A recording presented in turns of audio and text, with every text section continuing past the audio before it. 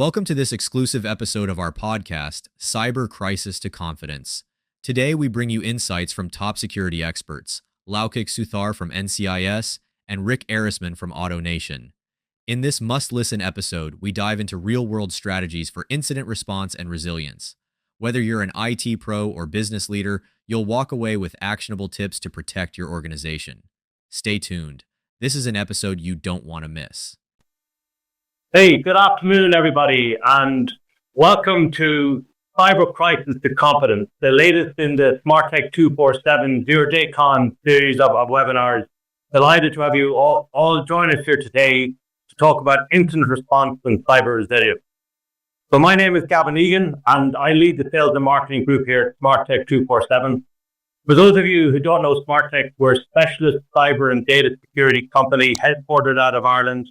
And a key part of our business is providing 24/7 security operations, managed detection and response, and managed data detection and response services to our customers. Incident response is increasingly top of agenda for the conversations that we're having with our customers. We're seeing more and more requests to automate incident response to drive efficiency and efficiency in incident response, speed in incident response, and also make up for lack of resources. We're seeing a lot of demand from our customers for custom type playbooks for complex incident response scenarios, and also for building incident response plans and testing those plans for our customers. So for me, this is really driven in terms of conversation with our customers. This is driven by three things, and everyone on the call is familiar with these. So our digital systems are increasingly business or organization mission critical. We're seeing increased regulations. We have DORA and NIS2 in Europe, which are really making major demands from its response perspective on our customers. And obviously the threat landscape is continuing to increase. So I'm absolutely delighted to be joined here today by two experts in the field to dig into this a bit more and talk about incident response and cyber resilience. So first of all, Special Agent Laukik Suthar. Laukik is the Executive Assistant Director of Enterprise Management, which covers IT and cybersecurity at NCIS. For those of you who don't know what NCIS stands for, it's Naval Criminal Intelligence Service. Welcome, Laukik. I'm also joined by Rick Erisman, Mr. Rick Erisman, who's the Director of Cybersecurity Operations at Autonation.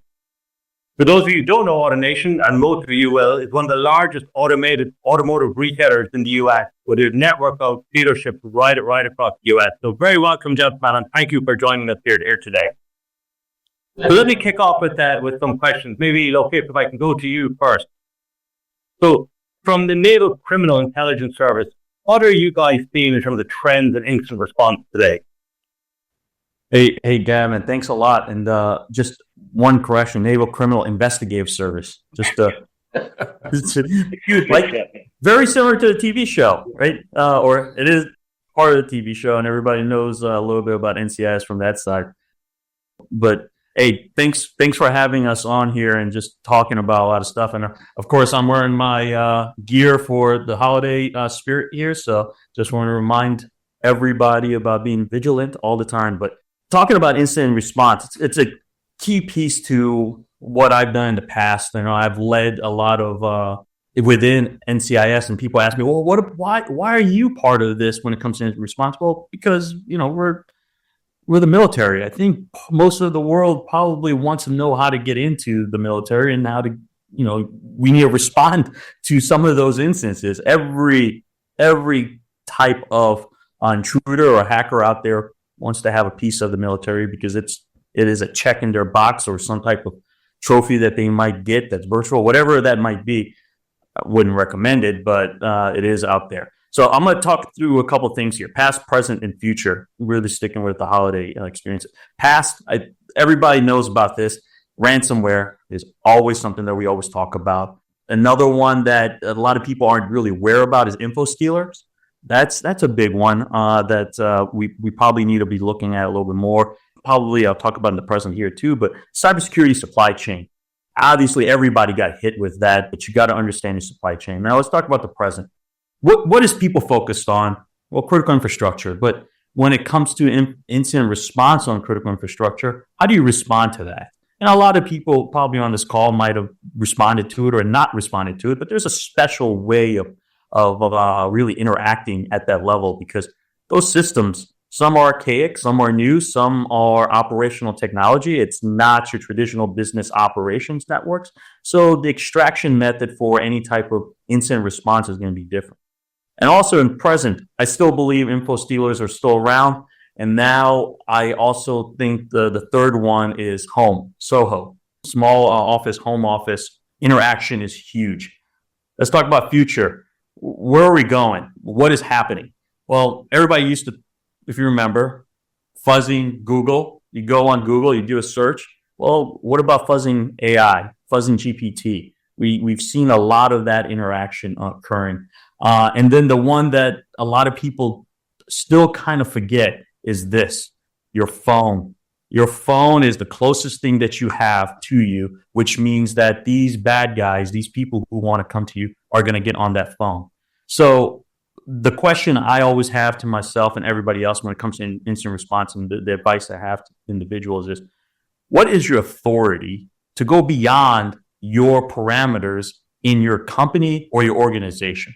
Do you have the authority to do some of these things that are impacting your business, your agency, your government entity? What are you doing, and how do you interact with that? Because you might not have that ability to do it. You might not have the smarts to do it. And the answer is simple. It's partnering. Oh my goodness. You have to partner. You're not going to have it organic in most cases, because it's getting harder and harder. And the information that you have to go look for to see if your information is there is in different spots. And you've got to partner with organizations. You've got to make sure that either agencies, law enforcement, making sure you are getting the right expertise on your team, or getting it from a third party, whoever that might be. So number 2, because it's the holidays coming up, we're all wearing our get-ups. You've got to remember that when you are at home, drinking your cocoa, opening presents, wherever you may be, having your favorite drink, food, whatever it is, do you have a plan when you get that call and there's an intrusion at your company? Because the best time to hit a location is when nobody's around and everybody knows that you are somewhere else. Do you have that plan? And that is the trend that we are seeing, is who's in your Rolodex, who are you calling, and what are you going to be doing next? So I just want to make sure that those types of trends, because people tend to forget that. That's the trend that I think people don't see, is what is your resiliency in your incident response? And I'll talk about resiliency later, but it's that resiliency. Thank you, Laukik. Yeah, really, really appreciate that. I mean, I think the partnering is absolutely key. Supply chain is absolutely key. So, Rick, you're Director of Cybersecurity Operations at Autonation. So what are you seeing in incident response today? So from a trends perspective, a little more specifically, so historically, we've always looked at, protecting Autonation, our systems, employees directly. However, teaching employees how to spot phishing, clicking on links and so forth. But however, recently, we're seeing a lot more risk coming from our third-party partners, which we got to spend more time addressing and looking into. I mean, we teach employees how to spot phishing emails. A lot more challenging telling them how to spot a malicious email from a valid partner or vendor. And we're seeing a lot of that occurring through our third parties.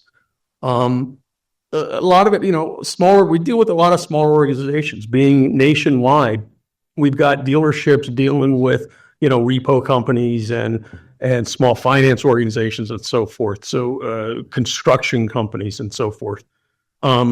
So we're focusing on mitigating those kind of risks, alerting and defending against it. A lot of these organizations don't have the expertise or the funding to implement security initiatives. So working with them, building those relationships and working with our third and fourth party vendors is critical for us going forward, as we do see that as a huge uptick in the type of events we're having to deal with. And I only feel it's only going to grow. We just see those kind of ransomware attacks, as Laukik was talking about, and other events with smaller ones and being passed to us either through direct access, as they have access to our systems, and email through links and malicious emails. That's the trend I see we having to address and deal with going forward. Yeah, thank you. And definitely, whatever about a random email from an unknown email address, right? That's kind of that you can quickly disregard or send off for investigation. When it gets a lot more complex, a lot more subtle. When you're talking about your supply chain, especially from a supplier, right?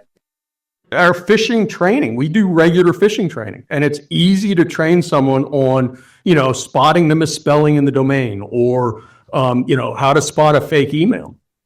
A lot more difficult if it comes from a valid vendor that they see every day asking to change a bank account, or, hey, click on this link to update your credentials or something like that.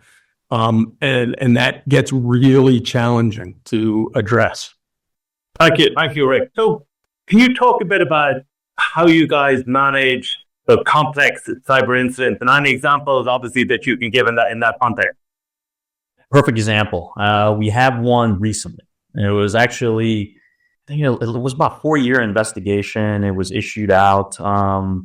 It was called Operation Magnus, and it was part of Europol's Joint Cybercrimes Action Task Force.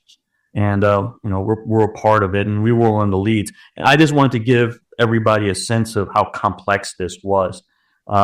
It was with Redline and Meta, the info stealers. I won't go into the info stealer description because I think everybody knows what info stealers do, but there was a piece of it that was very interesting because it bypassed MFA, and that in itself is a dangerous thing that is mutating a little bit to something that we need to really take a closer look at. But what we've seen is Redline started in 2020, Meta started in 2022. There was about over 200 million credentials that were taken. That's a lot of credentials. I think in about 6 months, it was over 100 million.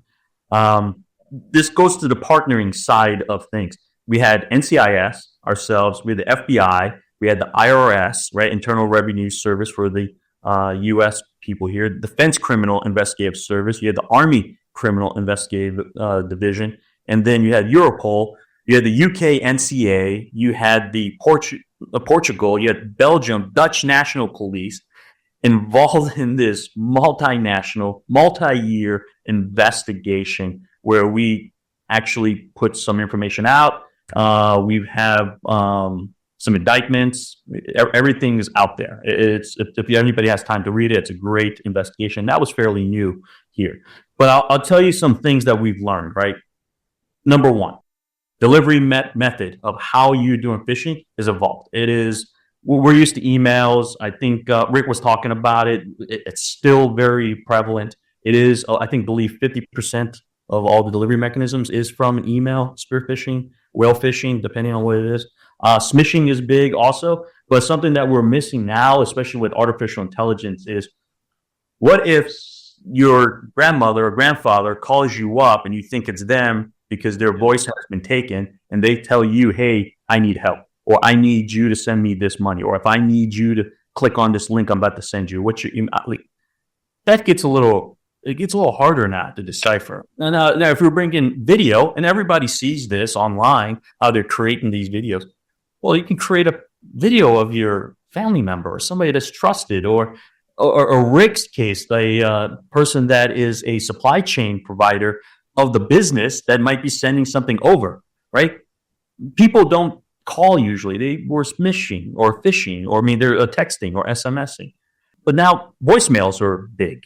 Just send a voice memo. Well, it's not going to be that person. Verify. Number two, malware as a service. Malware is becoming a business in itself. It's a business. Just like how everybody on this call knows their business, their agency. On the other side, it is a business. How do we sell it? How do we get people to use it? What is the best one? How do we get that information out there? And the best way to do that is there are people who are going to learn more about your systems, and you have to learn how to look for those telltale signs, right? And it takes time. It's not as easy as you think. And then this third one. I'm very big on this, and this is the adversary or the hacker or whoever is doing the criminal act here. They believe they are completely anonymous. I'm a personal believer. I don't think anybody's completely anonymous. I think if you put enough resources to anything, you'll find out what is going on. But again, that comes into partnering. There was a lot of organizations that I just described in this Operation Magnus when we're going after a red line Meta, right? Number 4, 0 days are still widespread, but something that's still widespread is old techniques. Old techniques are still being used. And I just 30 minutes ago, I looked online and I'm saying, oh, what has happened since Meta, got taken down, splash pages everywhere? Well, there's a new one called Luma. It's InfoSteal. It's called Luma. And they're using gotcha pages. The capture pages, I'm sorry. The capture pages where you have to click all this stuff. Is it a bicycle or not? Right. They're using those types of techniques. So it's still out there. Just because you take one down, we are seeing others pop up. We just have to be really vigilant. Again, it goes back to resiliency. You know it's going to happen. You know what's going to come through. How are you resilient to come back? So those are key things for us, and a specific example of how we were interacting from an international standpoint for an investigation that was very high level, but give some key takeaways from what we're seeing. Yeah, that's fascinating. And I love the collaboration and the complexity of that collaboration and the groundwork that goes in to make that collaboration happen when it does go wrong. But maybe we'll come back to that in a few minutes. That's a really interesting area. Thank you. Another question from an Autonation perspective. So complex cyber and what have you guys seen? What's happened? Andy, you can share with the audience today. Yeah. So I got to say, Laukik, what you were saying, absolutely correct, especially with what we're seeing from, not to sound off or anything, hackers are lazy at times as well, and they use true known approaches. 10 years ago, that's why patching and vulnerabilities are critical, especially the older stuff. They're selling means to exploit those on the internet because it's a true known way to do it.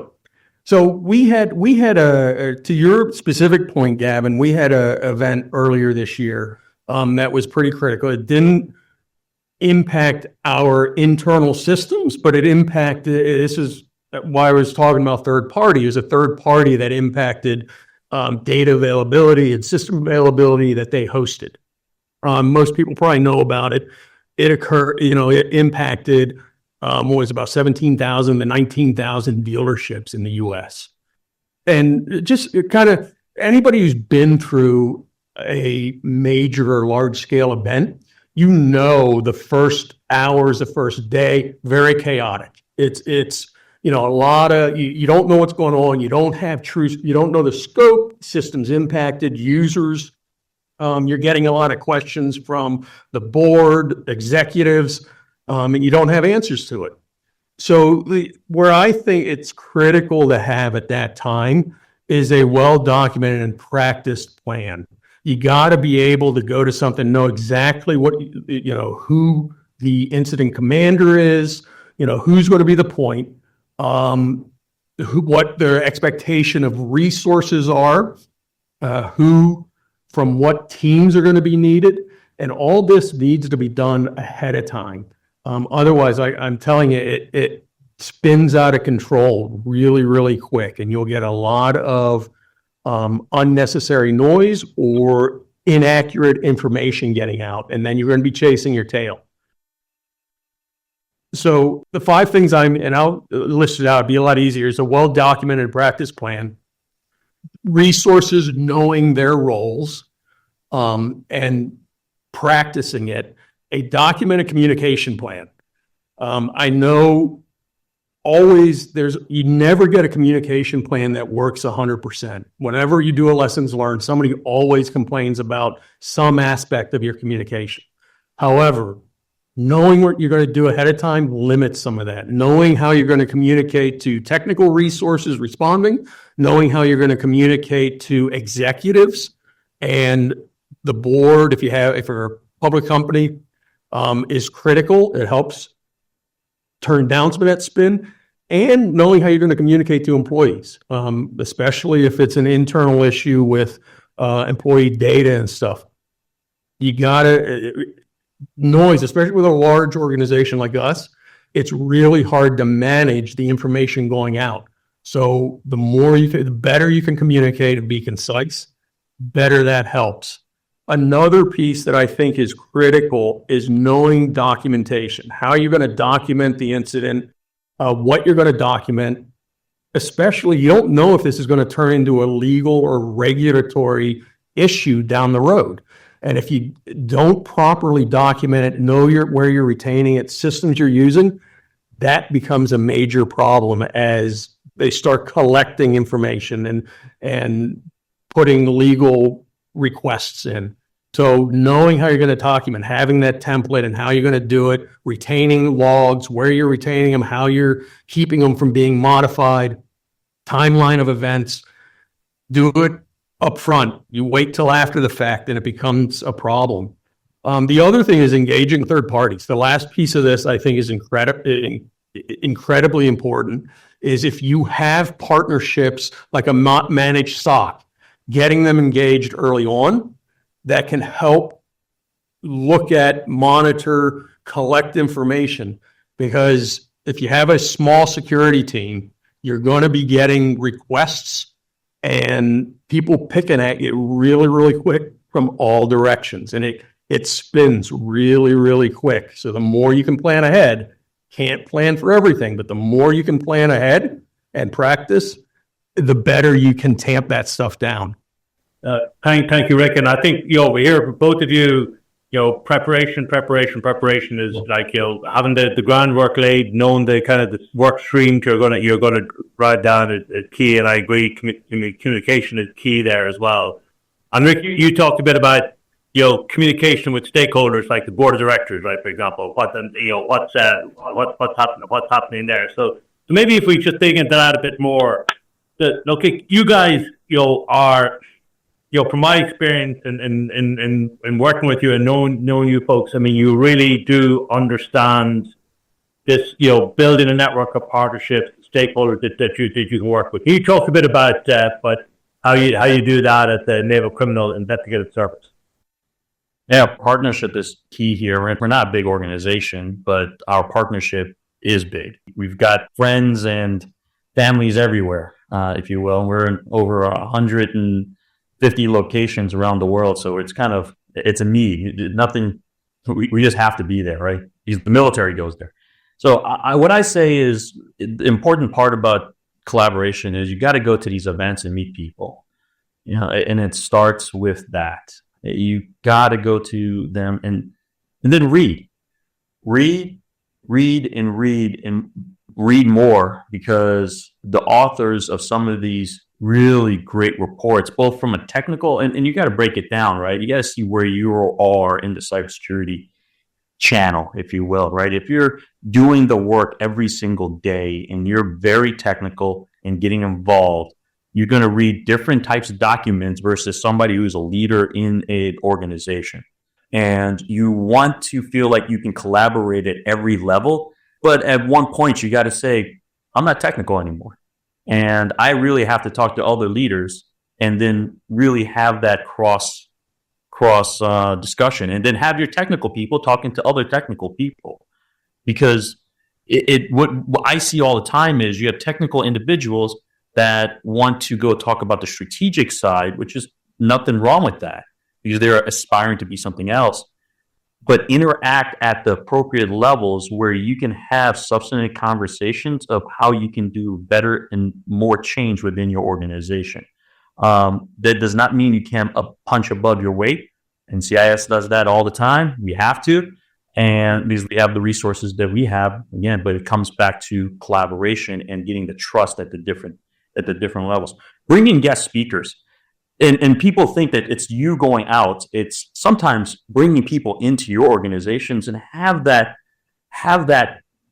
piece to it. And then the final thing is figure out what your pain point is, because a lot of when we do collaborate and we do talk to individuals, we talk to companies, and this is a philosophy question. And then this is for everybody who wants to really answer this philosophy question in their head: is what is more painful? Is it more painful that you got hacked and there was an intrusion that occurred that was unknown to you and your organization, or is it more of a pain factor that you had a red team or a blue team or whatever team that you came in and told you what was wrong with your system? Believe it or not, most people think that having a red team causes more stress to an organization versus having an intrusion that is unknown to them occur. Because what happens is that you're like, oh, this is from a philosophy, psychological standpoint, the unknown occurred with an intrusion, but the known is occurring over here, and why didn't we fix it? Well, it shouldn't be like that. You should look at red team to help you out, to make you better, and that's a selling point where we kind of get missed on when we're collaborating a little bit. Okay, no, thank you, Rick. Similar question to you, but maybe you talked a bit about just engaging your senior stakeholders, board of directors through these incidents. Any kind of lessons learned or anything that you'd like to share from that perspective?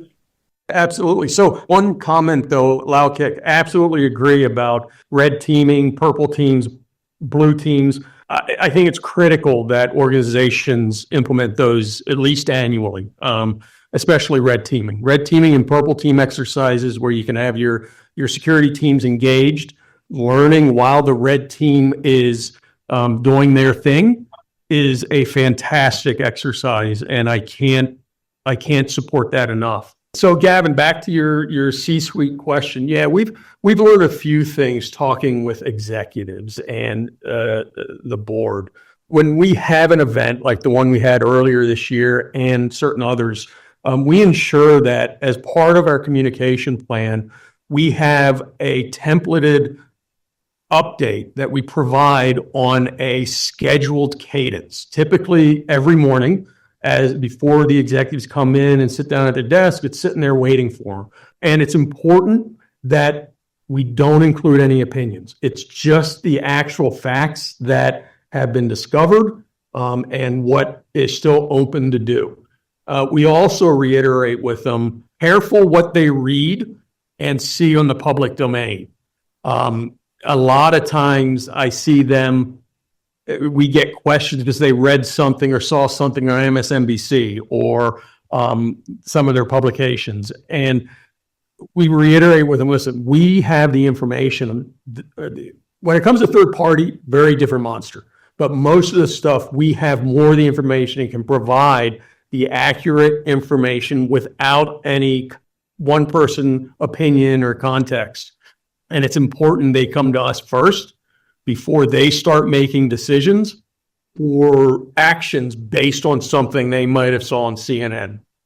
And I think that's really critical to repeat regularly because, executives, they've got other expertise. Cybersecurity isn't one of them. But when they see something in front of them, like the event we had in June was all over the news, got a lot of questions, and it spun us around in certain directions because they heard this and that. You got to approach that head up front. Don't wait for them to come to you with what they saw, or it creates chaos and a lot of extra work. Okay, thanks, Rick. Yeah, I know that the team here were heavily involved with you guys and through that June response. I mean, what was the you think about the organization, Rick, what was the most stressful part of that, or what would cause the most kind of anxiety or stress from an organization perspective? Well, and it's really with any event. I'll be honest, the first couple hours, the first day is high stress. It's understanding what the scope is what the impact is, because you really don't know. And especially an event like that where it's third party, where you're getting no information. A lot of third parties, it's really hard to get them to provide details of the event. And it's understandable. They're under legal constraints or under regulatory. They're not willing to share at that point. So it's the stress is trying to understand, what is the issue and how do we look at it? I mean, we get millions of events a month in our, tens of millions of events a month in our SIM, and sorting through it to try and channel down, what is it we're supposed to be looking for is a challenge. The other thing that, you really have to keep in mind, and I've struggled with this at times a little bit better as I've had more experience with it, is managing resources. You got to be very careful burning out resources, because, it's an incident occurs, you guys, everybody jumps on, you start digging into it. But at some point, you got to, okay, guys, you've been on this 10, 12, 14 hours. We got to start. I know it's still critical. We don't know the full scope. We don't know systems impact, but we got to start rotating, or within a day or so, you're not going to have anybody that's really thinking clearly.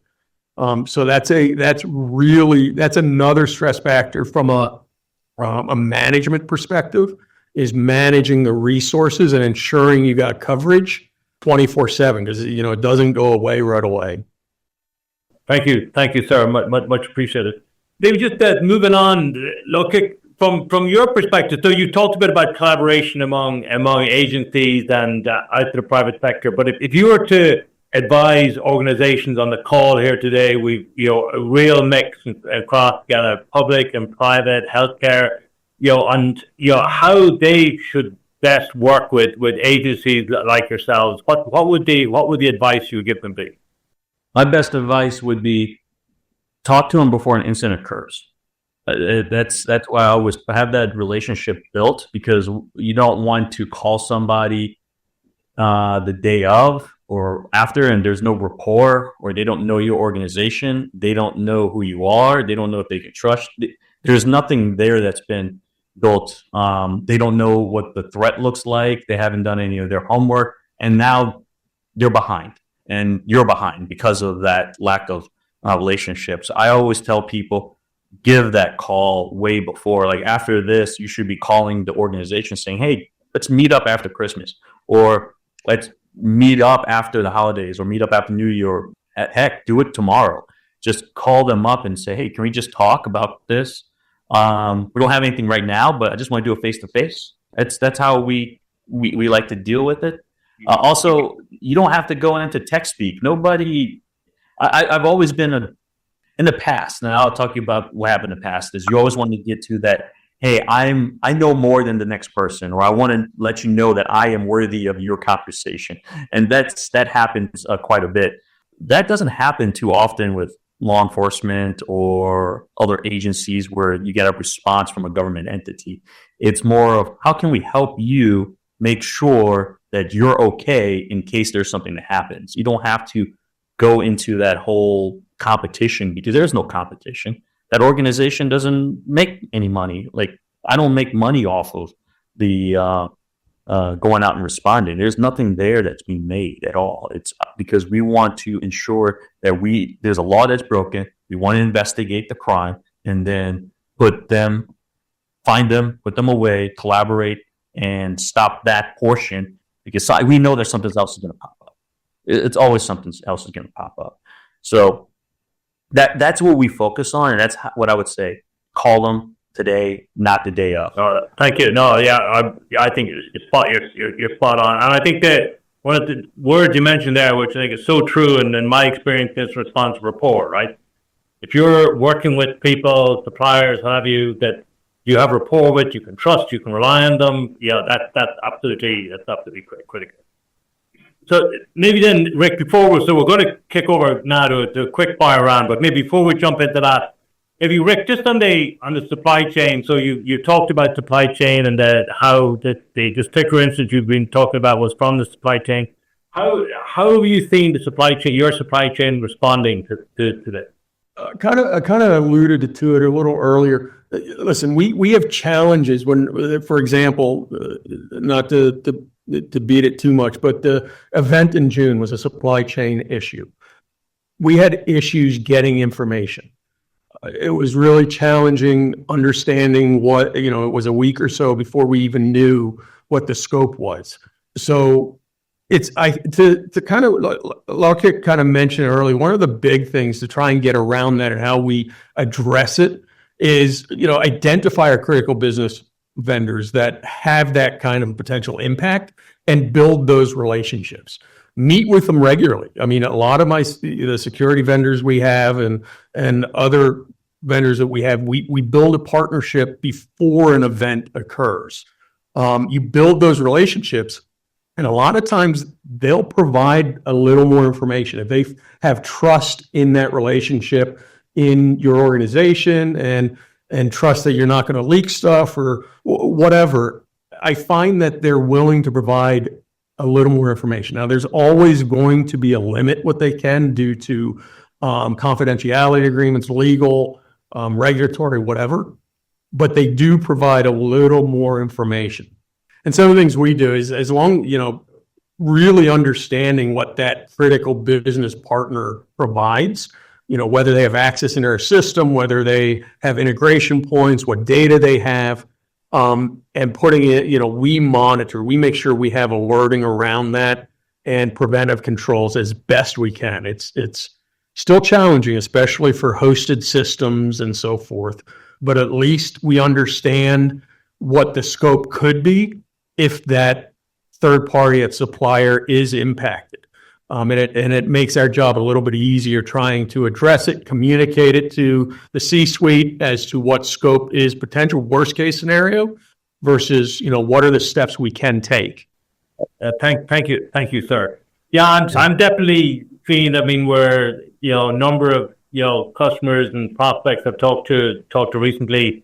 A lot of them have business continuity plans in place, but really haven't considered a cybersecurity incident, right? And haven't looked at the complexities, the cross plant or facility, cross natural boundary impact that can have. So it's definitely can be. It's very much more complex now as you layer in the supply chain. So thank you.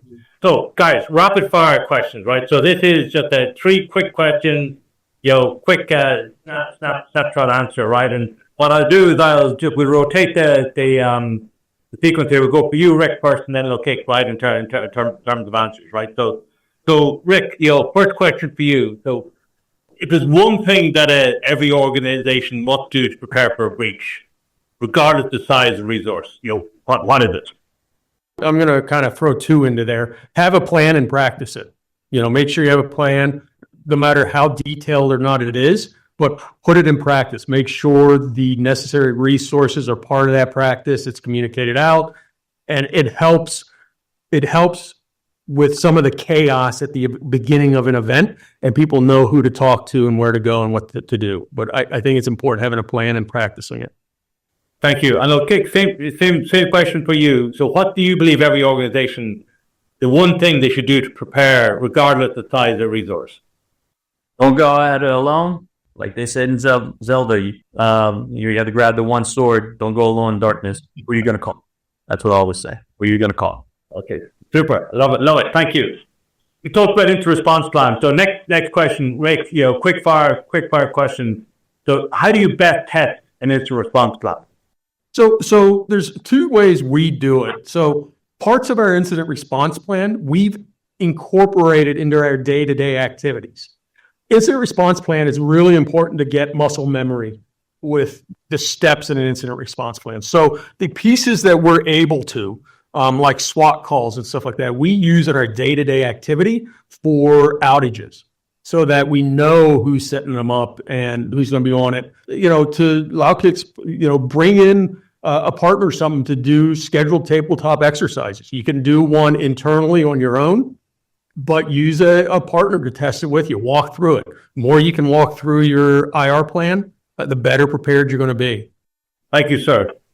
And okay, similar question to you. How do you best test an incident response plan in your experience?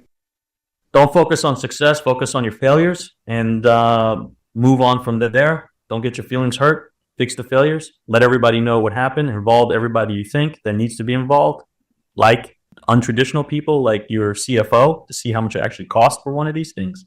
It's very important to have the finance person in the room when they see something that failed because we didn't have it. And I would say do it twice a year. And most of the time, the best time to do it twice a year is one time actually before when they have the discussion of the budget. Smart man. Thank you. And then final quick fire question. Rick, if there's one tool, process, or framework that's been a game changer for Autonation for improving incident response preparedness, what would it be? So kind of playing off Laukik, the big thing is lessons learned. Conducting a lessons learned after an event is looking at, what went well, but more importantly, what didn't. How can you improve those pieces that didn't? Don't take a lessons learned exercise personally. It can get, it can be tough at times, but that's how you improve your IR plan, is that lessons learned and what people saw during an event. Thank you. And Laukik, similar question for you. Any tool, process, framework that's been a game changer for you from an IR perspective? Know what you have before you go into a battle, meaning conduct a maturity model assessment. Really figure out what you're doing and what you have, because you'll be surprised when you write it down what type of engine you actually have in that car. You might have Camaro, but you're going to end up with a Civic engine, right? So know what you have. Do your maturity model assessment. Thank you, gentlemen. Thank you very much for that. So, and thank you to our audience for listening to us here today. I think definitely what's come out to me is one is the just importance of being prepared, the importance of communication with partners and stakeholders, and having everyone aware of what the game plan is beforehand. I think having the rapport with the key people you need to work with to get through these instances is pretty critical. So I really those are sort of three things that kind of jumped out to me. So folks, thank you very much for your time. I just want to, as we wrap up here, I just want to share with everyone that Smart Tech Zero Day Con is going to happen as it does every year in March. So this year it's the 11th of March 2025 in the Dublin Convention Centre, Converge 2025. If you want to take a picture of that QR code, you can get a 20% discount on tickets. So thanks for that. But I do really appreciate Laukik. Thank you very much. Rick, thank you very much for your time today. And thank you to the audience for participating with us here today.